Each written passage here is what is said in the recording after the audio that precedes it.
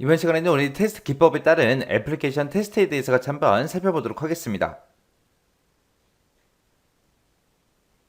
자, 우리가 애플리케이션 테스트를 이제 분류를 했을 때 프로그램을 실행하냐 안 하냐에 따라서 우리가 정적 테스트, 동적 테스트하고 그렇게 두 가지로 나눴습니다. 그때 이제 우리 동적 테스트라는 게 프로그램을 실행해서 오류를 찾는 그런 테스트 방법을 보고 우리가 동적 테스트라고 했습니다. 그 동적 테스트의 종류에 보게 되면 우리 블랙박스 테스트라는 게 있고 화이트박스 테스트라는 게 있고 그렇게 두 가지가 있었어요. 자, 그때 나온 그 화이트박스 테스트, 블랙박스 테스트에 대해서 같이 한번 살펴보자고요. 이 화이트박스가 됐든 블랙박스가 됐든 둘 다 이제 프로그램을 실제로 실행하면서 오류를 찾는 그런 테스트 방법을 보고 얘기하는 거죠. 자, 우리 화이트박스, 제가 앞에서 화이트박스를 설명을 할 때 얘는 이제 투명한 상자다. 그렇게 이제 기억하라고 했어요. 그래서 이 화이트박스라는 거는 우리 원시 코드 있죠. 우리 개발자가 이제 원시 코드를 가지고 이제 프로그램을 개발을 이제 할 거예요. 그때 이제 그 원시 코드를 전부 다 오픈을 시켜요. 그 시킨 상태에서 원시 코드의 논리적인 그런 모든 경로를 다 테스트를 하는 거예요. 그렇게 이제 모든 경로를 전부 다 테스트해서 테스트 케이스를 설계하는 그런 방법을 보고 우리가 화이트박스 테스트라고 합니다. 근데 여러분들 지금 프로그램 쓰고 있는 거 보세요. 카카오톡이 됐든 뭐 네이버가 됐든 다음이 됐든 그런 여러 가지 웹사이트도 있고 여러 가지 프로그램들도 있죠. 게임하는 프로그램, 뭐 엑셀 프로그램, 한글 프로그램 그런 프로그램들을 어떻게 개발했는지 우리는 원시 코드를 볼 수 있어요? 없어? 없어요. 원시 코드는 못 보는 상태에서 그냥 우리가 프로그램을 그냥 사용만 하는 거잖아요. 근데 이 화이트박스는 원시 코드를 다 볼 수 있다고요. 그렇게 이제 원시 코드를 오픈시킨 상태에서 그 원시 코드에 논리적인 모든 경로를 전부 다 테스트를 해서 테스트 케이스를 설계하는 그런 방법을 보고 우리가 화이트박스 테스트라고 하더라. 그래서 얘는 원시 코드를 다 오픈시켜놨기 때문에 해당 모듈 안에 그 작동이 어떻게 되는지 그거를 이제 직접 관찰할 수 있어요. 그래서 개발자가 이제 원시 코드를 쭉 작성을 했을 때 그 원시 코드 모든 문장을 한 번 이상 싹 다 실행하면서 이제 수행하는 그런 방법을 보고 우리가 화이트박스 테스트라고 합니다. 화이트박스 테스트의 종류에 보게 되면 기초 경로 검사라는 게 있고 그 다음에 제어 구조 검사라는 게 있고 이렇게 크게 두 가지로 나눠집니다. 기초 경로 검사라는 거는 테스트 케이스 설계자가 있을 거 아니에요. 그 설계자가 절차적 설계의 논리적인 그런 복잡성을 측정할 수 있게 해주는 그런 테스트 기법을 보고 우리가 기초 경로 검사라고 해요. 그래서 얘는 논리적인 그런 복잡성을 측정할 수 있게 해주는 테스트 기법이다.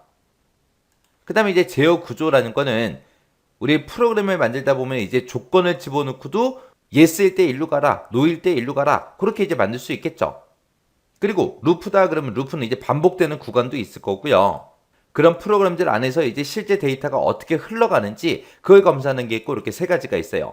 조건 검사라는 건 말 그대로 프로그램 모듈 내에 들어있는 그런 논리적인 그런 조건, 그 조건, yes면 이쪽으로 가고 no면 이쪽으로 가라. 그런 논리적인 조건을 테스트하는 그런 테스트 케이스 설계법을 보고 얘기하는 거고, 그 다음에 루프 검사다 그러면 얘는 반복 구조예요. 반복 구조. 반복 구조에 이제 초점을 맞춰서 테스트 케이스를 설계하는 그런 기법을 보고 얘기하는 거고, 데이터 흐름이다 라고 하게 되면 실제로 이제 사용자들이 입력하는 그 값이 있을 거 아니에요. 그런 값들을 우리는 전부 다 이제 변수에다가 이제 집어넣겠죠. 그때 이제 변수 정의를 어떻게 했는지, 그리고 변수 사용을 어떻게 했는지, 거기에 이제 초점을 맞춰서 실시하는 그런 테스트 케이스 설계 기법을 보고 우리가 데이터 흐름 검사라고 합니다. 우리 화이트박스 테스트의 검증 기준이요. 우리 화이트박스 테스트 검증 기준이라는 거는 테스트 케이스들이 테스트에 얼마나 이제 적정한지 그걸 이제 판단하는 그 기준을 보고 얘기하는데, 여기에는 문장 검증 기준이라는 것도 있고요. 분기 검증 기준이다. 조건 검증 기준이다. 분기 조건 기준이다. 이렇게 이제 네 가지가 있습니다. 그때 이제 문장 검증 기준이라는 거는 소스 코드의 이제 모든 구문이 한 번 이상 수행되도록 그렇게 이제 테스트 케이스를 설계하는 걸 보고 우리가 문장 검증 기준 그렇게 이제 불러요. 그 다음에 분기 검증 기준이다라고 하게 되면 얘를 이제 다른 말로 우리가 이제 결정 검증 기준 그렇게 이제 부르는데, 얘는 이제 소스 코드의 모든 조건문에 대해서 그 조건이 이제 true일 때 그리고 false일 때가 있을 거 아니에요. 그때 이제 true일 때, false일 때, 그때 이제 그 경우가 한 번 이상 전부 다 이제 수행되도록 그렇게 이제 테스트 케이스를 설계하는 걸 보고 우리가 분기 검증 기준 그렇게 이제 부릅니다. 그 다음에 이제 조건 검증 기준이라는 거는 소스 코드에 들어있는 그런 조건문들 있죠. 그런 조건문에 이제 포함된 개별 조건식, 그 결과가 이제 true인 경우, 그리고 false인 경우, 이런 모든 경우가 한 번 이상 수행되도록 그렇게 이제 테스트 케이스를 설계하는 걸 보고 조건 검증 기준, 그렇게 이제 부르는 거예요. 그리고 분기 조건 기준이다라고 하게 되면 얘는 이제 분기 검증 기준이랑 조건 검증 기준 있죠. 이 두 가지를 모두 다 이제 만족하는 그런 설계를 보고 얘기하는데, 조건문이 true인 경우와 이제 false인 경우에 따라서 이제 조건 검증 기준의 입력 데이터를 구분하는 그런 테스트 케이스 설계 방식을 우리가 이제 분기 조건 기준, 그렇게 이제 부르는 거예요. 해서 우리 분기 검증 기준과 우리 조건 검증 기준 있죠? 이 두 가지는 여러분들이 이제 헷갈리시면 안 돼요. 분기 검증 기준이라는 거는 모든 조건문에 대해서 그 조건이 이제 true일 때, false일 때, 그 경우가 한 번 이상 전부 다 이제 수행되도록 그렇게 이제 테스트 케이스를 설계하는 걸 보고 얘기하는 거고요. 조건 검증 기준이라는 거는 조건문에 포함된 그런 개별 조건식 있죠? 그 조건식의 이제 결과가 이제 true인 경우와 false일 경우, 한 번 이상 전부 다 이제 수행되도록 그렇게 이제 테스트 케이스를 설계하는 그 방식을 보고 얘기합니다. 해서 조건이 true냐 false냐, 아니면 결과가 이제 true냐 false냐, 그 차이예요. 요 화이트박스 테스트 검증 기준 같은 경우에는 우리 필기시험 문제로도 이제 출제된 적이 있고요. 그리고 우리 실기시험 문제로도 출제된 적이 있습니다. 그래서 우리 화이트박스 테스트 검증 기준이 뭔지 정확하게 구분하시고요. 거기에는 종류가 지금처럼 이렇게 이제 네 가지가 있는데, 이 네 가지 각각 이제 구분할 수 있게 잘 정리하고 지나가시기 바랍니다. 그 다음에 이제 블랙박스 테스트요. 블랙박스라는 거는 우리 불투명한 상자라고 생각하라 그랬어요. 그러면 우리가 프로그램을 봤을 때 프로그램 겉모습은 보이지만 안에 소스 코드가 어떻게 작성되어 있는지 그 원시 코드가 보여요, 안 보여? 안 보여요. 안 보여. 그 안 보이는 상태를 보고 우리는 블랙박스라고 하는 거예요. 아까 앞에서 우리 화이트박스는 소스 코드가 다 보이는 거예요. 근데 이 블랙박스는 그게 안 보이는 거. 그래서 블랙박스는 그런 코드를 대상으로 하는 게 아니라 기능을 대상으로 하는 거예요. 그래서 각 기능들이 완전히 작동이 되냐 안 되냐, 그걸 이제 입증하는 테스트를 보고 우리가 블랙박스 테스트라고 하고, 이 블랙박스를 다른 말로 우리가 기능 테스트라고 그렇게 이제 부르기도 합니다. 그래서 얘는 이제 사용자 요구사항이 있을 거 아니에요. 그 요구사항 명세를 보면서 이제 하나씩 이런 기능이 되냐 안 되냐 테스트하는 거. 그래서 우리 애플리케이션에서 주로 이제 구현된 그런 기능을 테스트하는 거죠. 그래서 소프트웨어 인터페이스를 통해서 이제 블랙박스 테스트가 실시가 됩니다. 자, 그럼 이제 블랙박스 테스트의 종류 좀 보자고요. 자, 우리 블랙박스 테스트의 종류에 보게 되면 여러 가지가 있어요. 자, 첫 번째 이제 동치 분할 검사요. 동치 분할 검사는 뭘 얘기하냐? 우리 프로그램에다가 이제 입력을 할 그 데이터가 있을 거 아니에요. 그 입력 조건에 타당한 그 입력 자료, 그리고 타당하지 않은 입력 자료. 그럼 타당하다, 그 얘기는 정상적인 그 자료를 보고 얘기하는 거고, 타당하지 않은 그 입력 자료다라고 하게 되면 이제 비정상적인 그 자료를 보고 얘기하는 거예요. 그 개수를 이제 균등하게 하는 거예요. 그 개수를 균등하게 해서 테스트 케이스를 이제 정해요. 그 입력 자료에 맞는 그 결과가 나오냐 안 나오냐, 그걸 이제 확인하는 기법을 보고 우리가 동치 분할 검사라고 합니다. 그래서 이 동치 분할 검사를 다른 말로 동등 분할 기법, 그렇게 이제 부르기도 해요. 자, 그럼 동치 분할 검사가 뭔지 우리 예제를 통해 좀 보자고요. 자, 지금 문제를 봤을 때 지금처럼 이렇게 이제 평가 점수가 있고 성적이 있고 있어요. 그때 이제 90에서 100점이면 성적은 A가 될 거고, 80에서 89면 B가 될 거고요. 70에서 79면 C가 되고, 그 다음에 0점부터 시작해서 69점까지는 D가 되겠죠. 그렇게 이제 성적 부여하는 기준이 이렇게 이제 설정이 되어 있어요. 그때 이제 우리가 동치분할 검사로 이제 확인 한번 해보자고요. 동치분할 검사라는 거 어떻게 확인하냐면은, 만약에 내가 60점을 받았다, 그러면 이제 결과값으로 얼마가 나오겠어요? 당연히 D가 나오겠죠. 만약에 내가 75점을 받았다, 그러면 이제 C가 나올 거고요. 그 다음에 89점을 받았다, 그러면 이제 B가 나올 거고요. 그 다음에 만약에 95점을 받았다, 그러면 이제 A가 나오겠죠. 이런 식으로 이제 어떤 값이 입력됐을 때, 어떤 값이 입력이 됐을 때 그때 예상되는 그 결과값이 있을 거 아니에요. 예상 결과값이 있을 때 이걸 이제 테스트 케이스로 사용하는 거예요. 그래서 실제로 이제 프로그램을 실행시켜서 실제 이 데이터를 입력하고 예상되는 그 결과값이랑 동일한 그 결과가 나오나 안 나오나, 그렇게 이제 테스트하는 거. 그게 이제 우리 동치 분할 검사요.